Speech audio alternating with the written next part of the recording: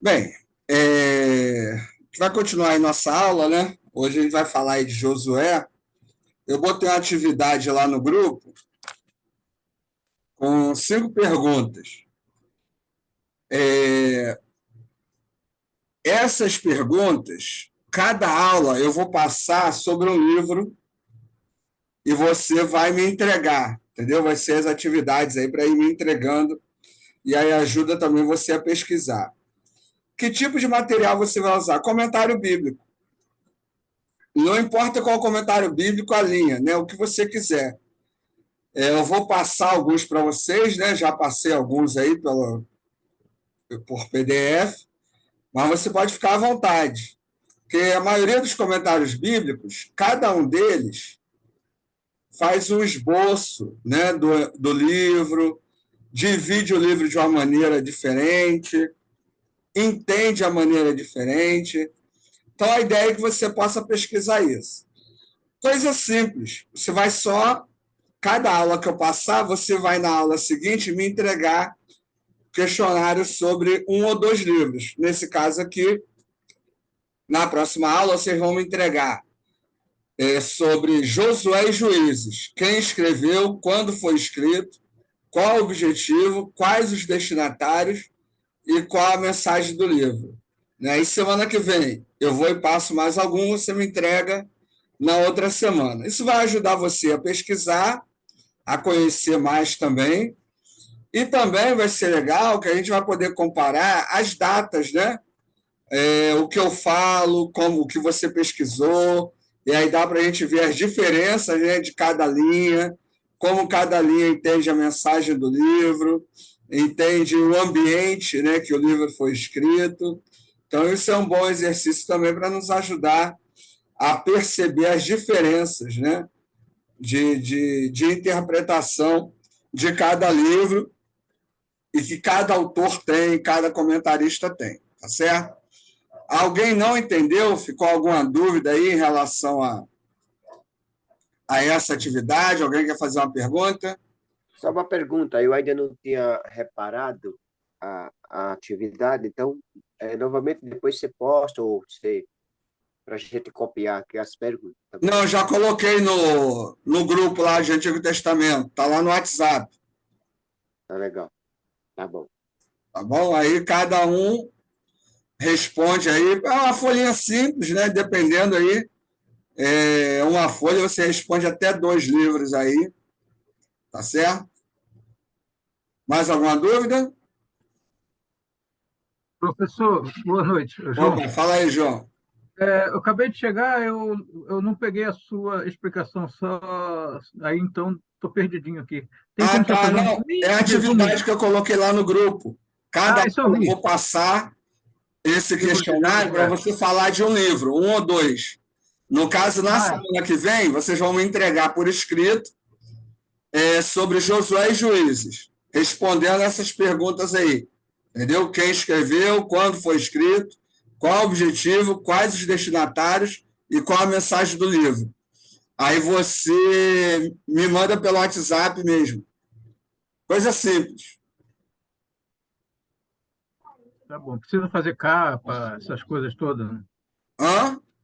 Precisa fazer capa Não, bonitinha. não, não. Coisa simples. Só digitar a resposta e me mandar. Quiser fazer no papel, faz no papel, tira foto e me manda pelo WhatsApp, entendeu?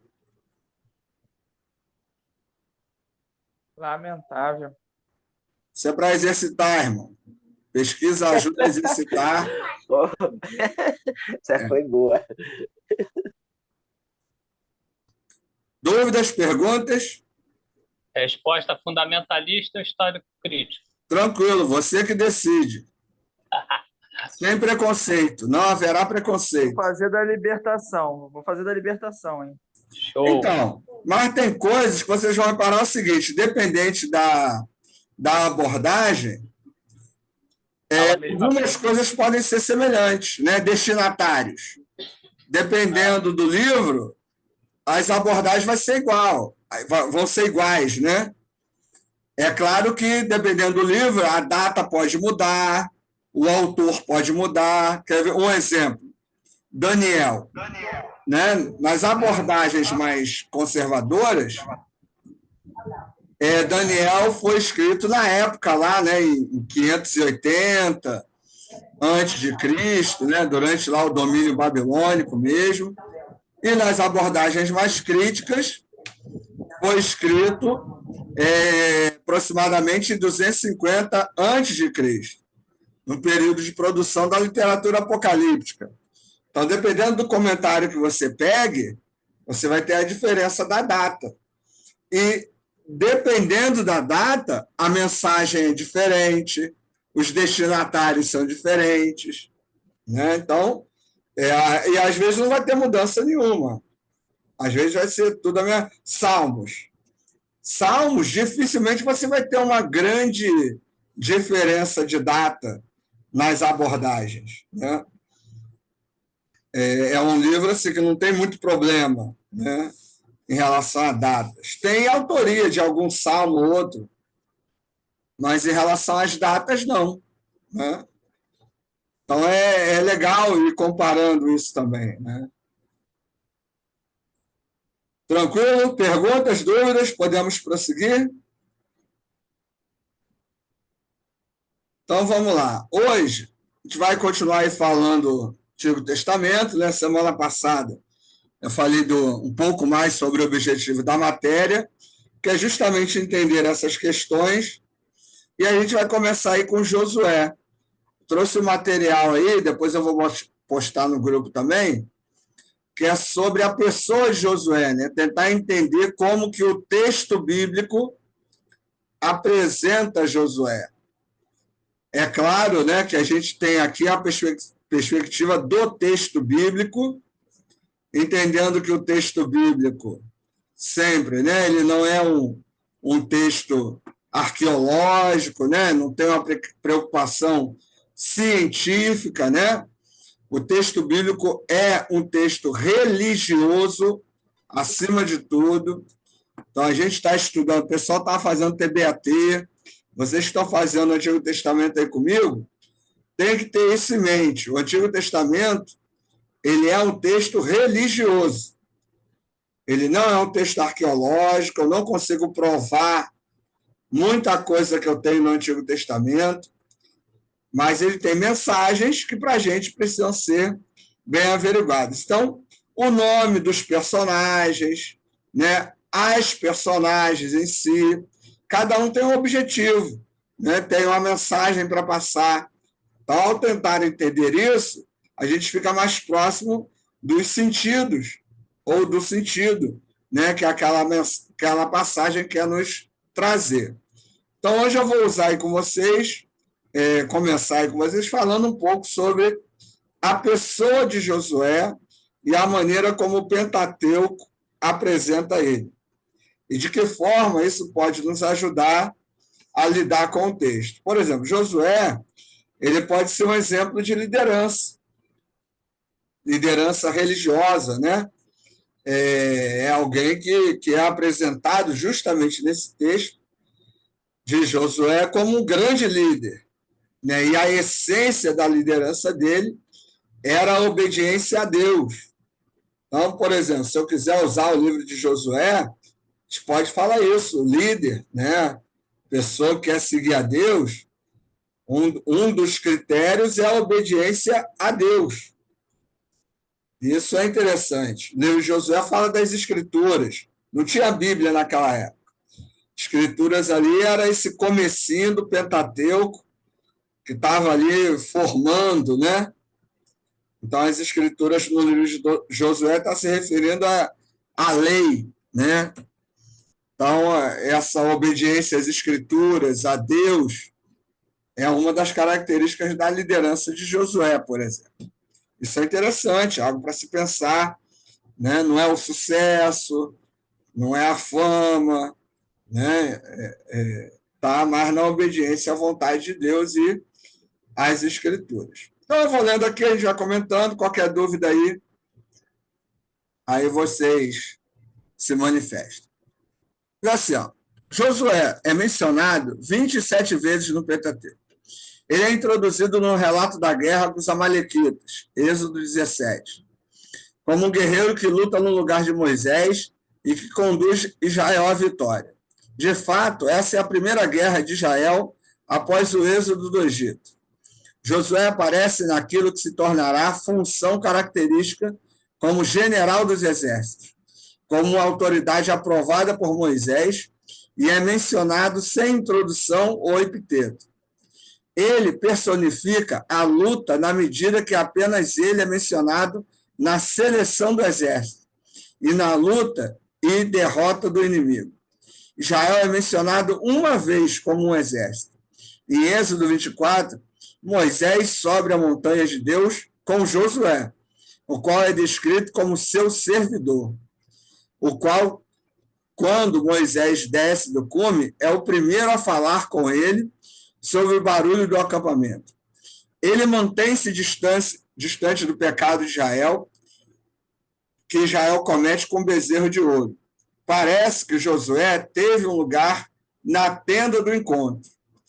Em 33:11 é descrito como filho de Num, e como moço, hebraico, Naar, né? Talvez uma melhor tradução fosse ajudante de armas, enquanto se prepara para suceder Moisés.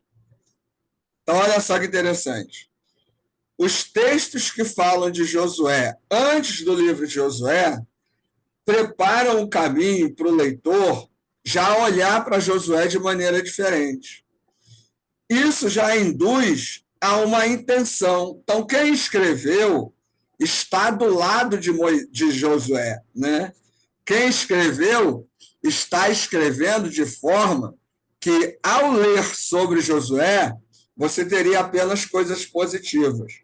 E a gente sabe muito bem que nenhum personagem bíblico teve só coisas positivas. Então, a intenção dos autores, né, desses textos é apresentar Josué como alguém capacitado, ética e moralmente, e também, né, de maneira prática, para poder substituir Moisés. Pensa bem, nós temos nos relatos sobre Davi lá na frente, relatos que falam bem e relatos que falam mal sobre Davi. Isso quer dizer, você tinha uma corrente de escritores que gostava de Davi, defendia e falava bem, e uma corrente que não gostava de Davi, que falava tudo da vida dele. Então, ao ler sobre uma personagem no Antigo Testamento, ou até mesmo no Novo, entenda que os escritores tinham uma intenção. Eles estavam preocupados, né, em apresentar ao leitor uma maneira de entender aquela personagem, aquele personagem. E aqui Josué vai ser apresentado como esse modelo de liderança, né, como esse alguém que é capaz de substituir no mesmo nível a pessoa de Moisés. Deu para entender até aqui, gente? Pergunta, comentário, alguém quer falar alguma coisa? Tranquilo? Então sigamos. Josué não volta a aparecer, senão em Números 11:28, quando protesta contra a ação em que os israelitas, não escolhidos por Moisés, profetizam. Como que para reintroduzi-lo, é mais uma vez descrito como filho de Num e servidor de Moisés, um dos seus escolhidos. Moisés rejeita o protesto, apesar de sua proximidade com Moisés e de ter estado anteriormente no Monte Sagrado. Josué ainda tem muito que aprender antes de assumir a liderança. Quando os espiões são enviados a explorar a terra de Canaã, ficamos sabendo pela primeira vez que Moisés mudou o nome de Oséias, da tribo de Efraim, para Josué. Números 13:16, também Deuteronômio 32:44. Pode-se comparar o ato de Moisés mudar o nome às ações divinas, de mudar o nome dos patriarcas Abrão e Jacó. Nesses casos, discerne-se uma qualidade do caráter da pessoa ou seu papel futuro. Será este um reconhecimento de uma ação divina especial de salvar Josué? Ou será um desejo por Moisés de afirmar a salvação que o Senhor dá a Israel? Né? Fica aí a dúvida. Então, mais uma vez, é preciso a gente lembrar da intencionalidade, né, dos escritores na apresentação dos personagens bíblicos. Isso não acontece apenas com os personagens. Isso acontece com as narrativas, com os eventos. Né? A gente sabe que aí, ao longo do texto bíblico, muitas outras coisas aconteceram. Mas os escritores, de acordo com o seu objetivo, de acordo com a mensagem que queria passar, de acordo com os seus destinatários, eles separam determinadas situações, eles separam determinados homens e mulheres e vão escrever e apresentá-los conforme a sua vontade. Então, o que temos no texto bíblico, e já nessa percepção sobre quem é Josué, nós temos uma intenção. Porque eu pedi para vocês fazerem aquele questionário, né? A gente vai estar fazendo esse questionário dos livros do Antigo Testamento.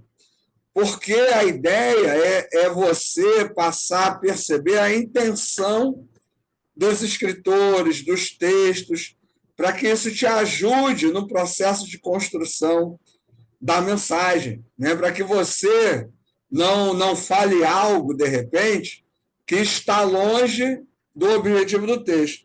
O ideal era a gente perguntar para o autor do texto o que ele quis dizer. A gente não tem condição de fazer isso.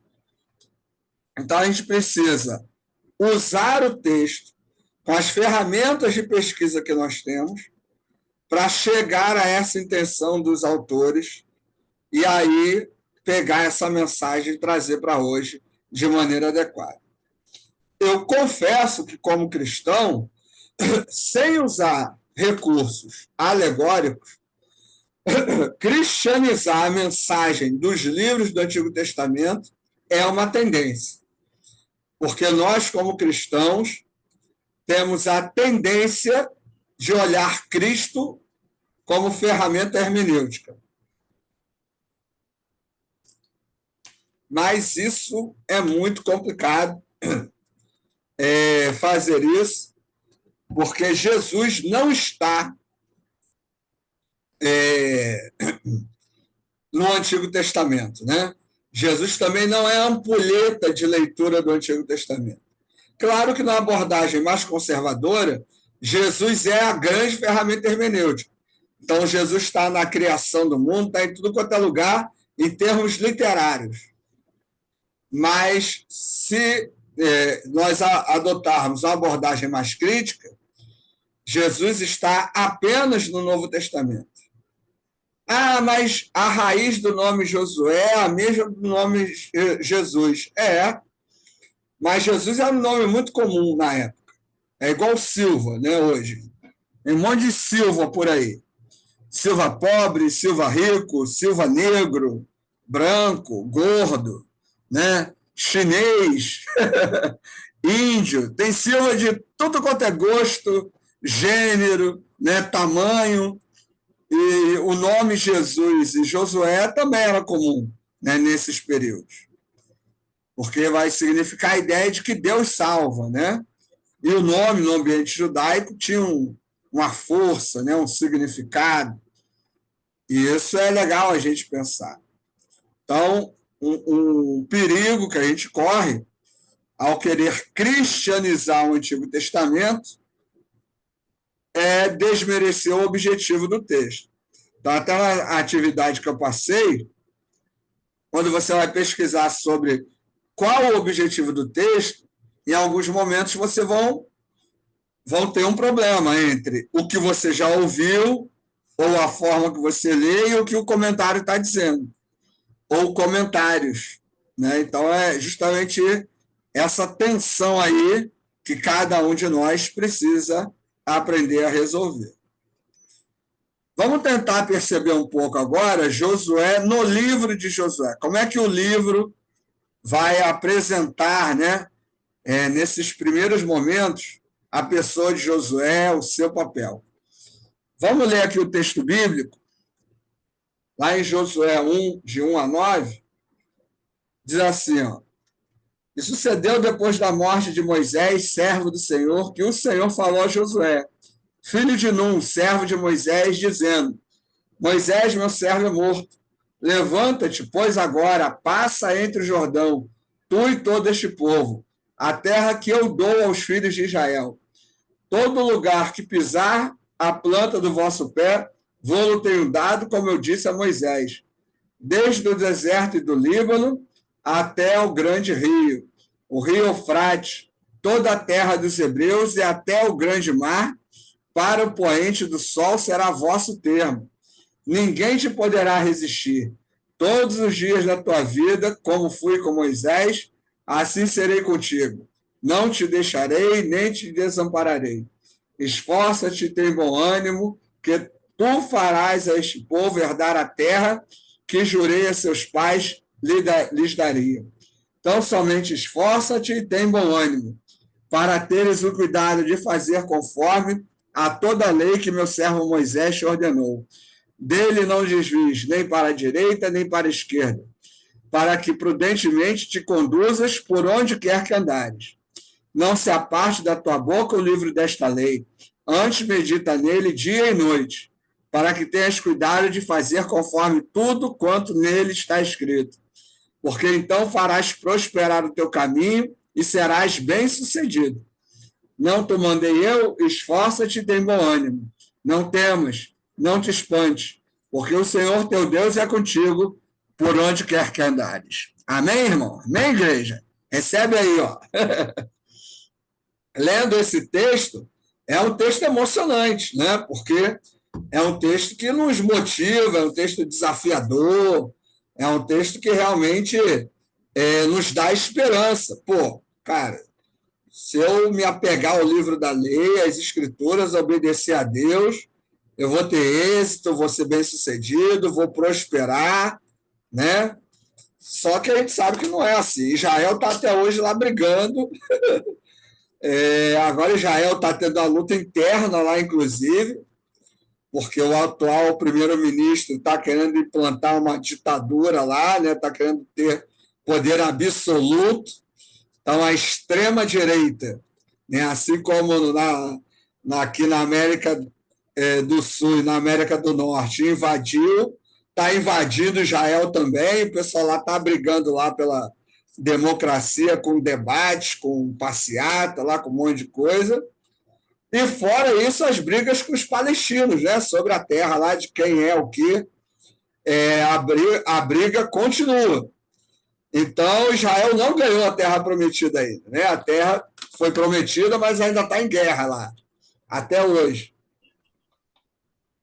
Ricardo, só Sim. uma pergunta, assim, uma pergunta, curiosidade minha mesmo. Quando esse texto que fala, medita nesse livro de dia e de noite, eu fico pensando, bom, assim, para a gente hoje ouvir isso se encaixa muito bem, mas eu fico pensando, naquela época, eles tinham um livro para meditar nesse livro da lei de dia e de noite? Então, o verbo em hebraico ali dá a ideia do seguinte: meditar eu vou ouvir as palavras e guardar essas palavras, pensar nessas palavras, certo? Não necessariamente eu estarei lendo esse livro, mas eu vou a ideia daquilo está sussurrando no meu ouvido, é a mesma ideia lá do Salmo 1, né?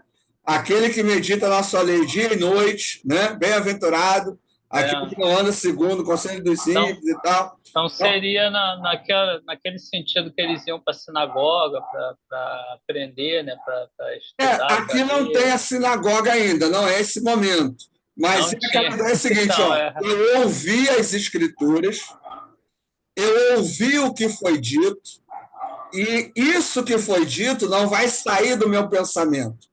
Eu vou guardar isso. passava do mais velho para o mais novo, né? Também Ensinamento, tem isso, né? profeta, talvez o os profeta clãs, falando também. prático, né? Isso. Os clãs, as tribos se reuniam, Eu ouviam fiquei. as histórias. Então, ó, isso Uma que eu vez eu. ouvi vai ficar ali, ó, murmurando no meu ouvido. Eu vou guardar isso, não vou deixar isso sair de perto de mim, porque é isso que vai me dar a direção para uma vida de obediência a Deus. Uma vez eu fiquei pensando nisso, né? Eu falei, para a gente hoje é muito tranquilo, assim, você tem o livro a hora que você quer, onde você quiser, tanto físico como digital, mas na época remota, né, era muito difícil, Não, as pessoas não não tinham é a acesso a simples livros e leitura. tudo. Até Então, porque, assim, se você pensar o seguinte, ô Jair, hoje o acesso à Bíblia é muito maior do que em qualquer época da humanidade. E hoje, a leitura errada da Bíblia é muito maior do que em qualquer outra época da humanidade. O que tem de pastor pregando errado, o que tem gente lendo errado, então não há um meditar na Escritura. Hoje não me leva a meditar, são coisas diferentes. O fácil acesso causou isso, né? O avanço da tecnologia. Eu não vou botar a culpa na tecnologia no falso acesso. Sabe de quem é a culpa? São das lideranças religiosas que passaram a se interessar mais em ganhar dinheiro do que pregar as Escrituras. Porque se o pastor da igreja se preocupasse mais em ensinar a Bíblia do que com dízimo, ele ia ter uma igreja melhor. Mas como a maioria dos pastores está mais preocupado com o dízimo do que com ensinar a Bíblia, porque se eu ensinar a Bíblia, as pessoas vão sair da igreja. Se eu ensinar a Bíblia, eu não consigo manipular o maior número de pessoas possível. Então, eu me preocupo mais com ter, com dinheiro, do que com o ensino. E aí eu tenho gente que não sabe Bíblia. Eu tenho gente que não conhece Deus, entendeu? Fazer reunião de oração é melhor do que ensinar, né? Exatamente. Você faz uma oração de... Não que a reunião de oração seja errada, mas você não tem mais momentos de estudo bíblico. E quando tem, é muito resumido. Né? Não dá ibope. E não só porque tem gente que não sabe dar estudo, né? Porque até acontece às vezes. Mas o motivo é que não é interessante estudar a Bíblia. Já não era há muito tempo, hoje, então, ou o cara vê um vídeo no YouTube e o cara acha que sabe teologia. As pessoas não conhecem nem sua doutrina. Entendeu? E a gente nossas igrejas estão cheias de gente de várias doutrinas. Isso aí. É só você pensar o seguinte: olha os grandes pregadores do YouTube, do Instagram, do Facebook. Eles não ensinam Bíblia. Eles são coach. Eles são parapsicólogos, né? Eles ensinam assim, como viver bem em família, como vencer o desemprego, como lidar com a depressão. Não estou dizendo que é errado isso, mas isso não é toda a mensagem do Evangelho. Não. A mensagem do Evangelho, a mensagem das Escrituras vai além disso. Tem a ver com moral, com ética, com um objetivo que seja o reino e não os meus interesses, né? E a gente não tem isso. Então, o meditar não é a leitura. Eu ouvi a mensagem e essa mensagem está aqui, murmurando no meu ouvido. Ela não sai do meu ouvido. Eu acordei de manhã, ela está aqui, Eu vou dormir de noite, ela está aqui, Está aqui murmurando. Essa é a ideia do meditar. Não é assim. Parece num sentido prático, né? Tanto quanto no Novo Testamento, né? Mais no sentido prático de vivência, né? É isso aí. Não é a leitura simplesmente. Li o Salmo 91 e resolveu. Não, eu li, mas entendi essa mensagem. Eu vivo e pratico essa mensagem. Essa mensagem, essa leitura é uma prática no meu dia a dia, né? É justamente isso aí. É uma leitura ou um momento de ouvir que me leva à prática. Naquele caso, era um momento de ouvir, né? A pessoa, eu ouvi e aquilo está aqui, Porque hoje o que acontece? A maioria um exemplo, né? Tentando trazer para hoje. A pessoa vai para a igreja, isso acontece comigo direto, às vezes. Você acaba de pregar uma coisa, a pessoa faz exatamente o que você acabou de pregar, ao contrário. Ou fala alguma coisa ao contrário. Ou seja, ela não entendeu a mensagem. Como é que ela vai meditar nessa mensagem?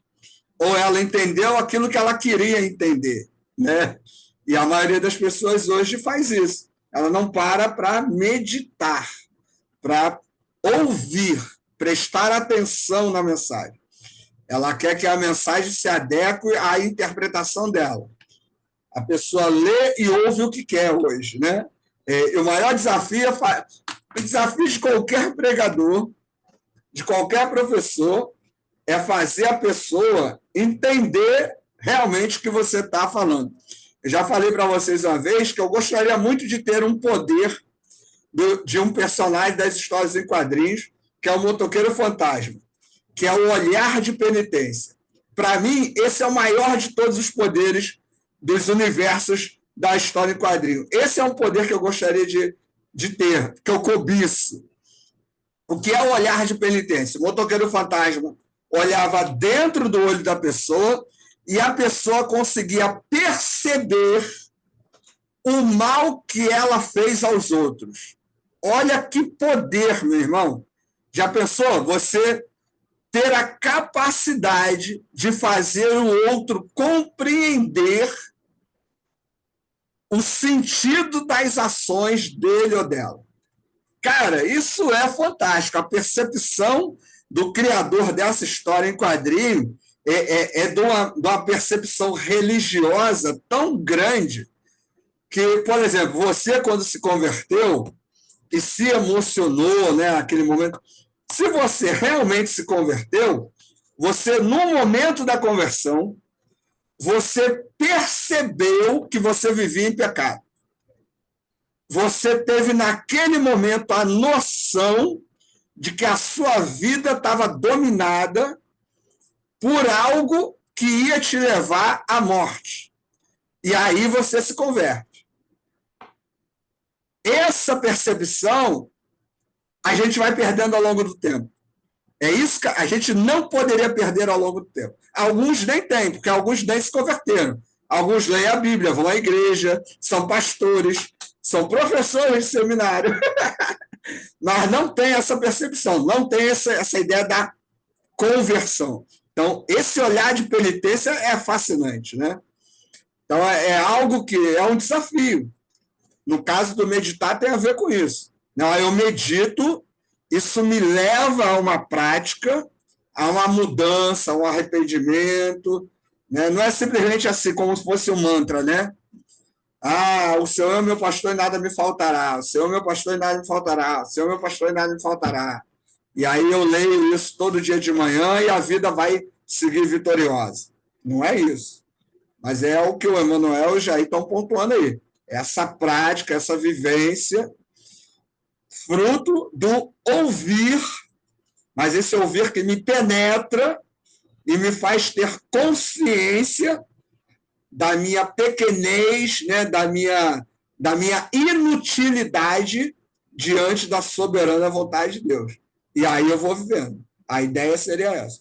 Olha, meu irmão, vai falar isso hoje nas igrejas aí, o pessoal, não, que eu sou poderoso, que eu sou vitorioso, que eu sou especial. E aí Lutero está se remoendo no túmulo com esse discurso, né? Lamentavelmente. Professor, sim. Boa noite aí, tudo bem? Boa noite para toda a turma aí. Fala aí. Em cima dessa linha, né, que a gente está traçando uma abordagem mais crítica, o senhor começou, e eu fiquei refletindo, ruminando aqui na minha cabeça o que o senhor falou, de que esse texto pode ser abordado para falar sobre liderança, se eu entendi bem, assim que eu cheguei aqui. Pode. Eu falei no início que você chegou atrasado, não ouviu, mas é isso aí.